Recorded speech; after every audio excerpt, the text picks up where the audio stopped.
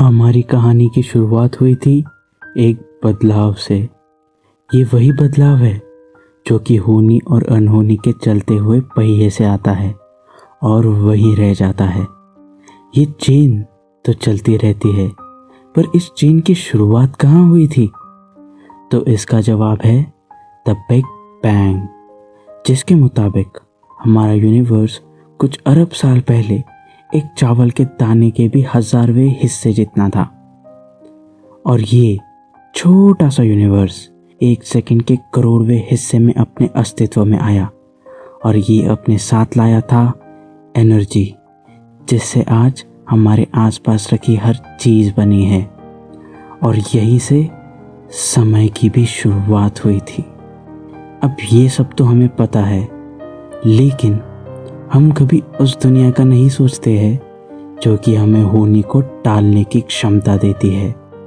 मैं बात कर रहा हूँ क्वांटम लाइफ की, यानी कि स्मॉल पार्टिकल्स की। बिग बैंग से जो बदलाव आए और जो बदलाव आज भी होते हैं, क्रिएट करते हैं क्वांटम फ्लक्चुएशंस, जो हमारे समय में होते हैं। और यही फ्लक्चुएशंस क्रिएट करते हैं वर्म होल्स। जी हाँ, अभी क्या पता आपके रूम में कितने होंगे, पर ये इतने छोटे हैं कि हम इन्हें डिटेक्ट भी नहीं कर सकते। हर इवेंट के साथ एक वर्म होल होता है, और ये सभी वर्म होल्स को कनेक्ट करती है स्ट्रिंग्स या फिर धागे, जो हमारे बदलाव को दर्शाते हैं।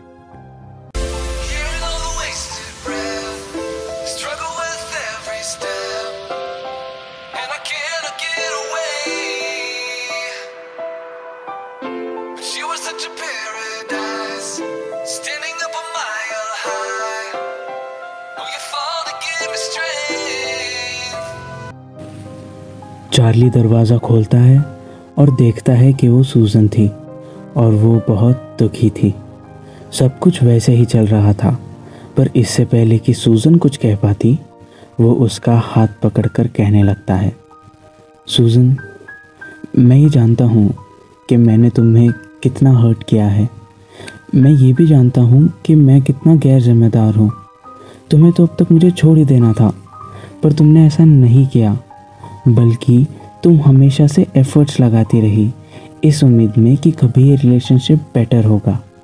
मैं ये भी जानता हूँ कि तुम्हें तो कभी इस रिलेशनशिप में अपने रोल को लेकर कोई सिक्योरिटी ही नहीं थी। I understand your sufferings, but अब कोई सफरिंग्स नहीं होगी। अब सिर्फ एक दूसरे के लिए टाइम होगा।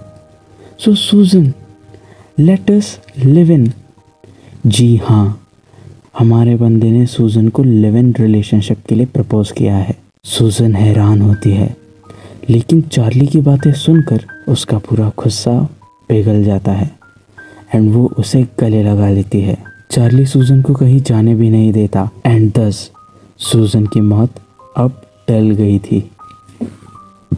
रात हो रही थी और चार्ली को अपने कुछ सवालों के जवाब चाहिए होते हैं, जिन्हें जानने के लिए वो ब्रिज के नीचे जाता है।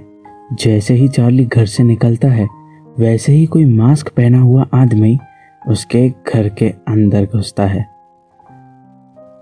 चार्ली ब्रिज के नीचे पहुंचता है, पर वहां वो अनजान लड़की उसे नहीं मिलती, और तभी पीछे से आवाज आती है, मुझे आपका प्रेम मिलाप देखने की इच्छा तो बहुत थी, पर मुझे वो एथिकल नहीं लगा।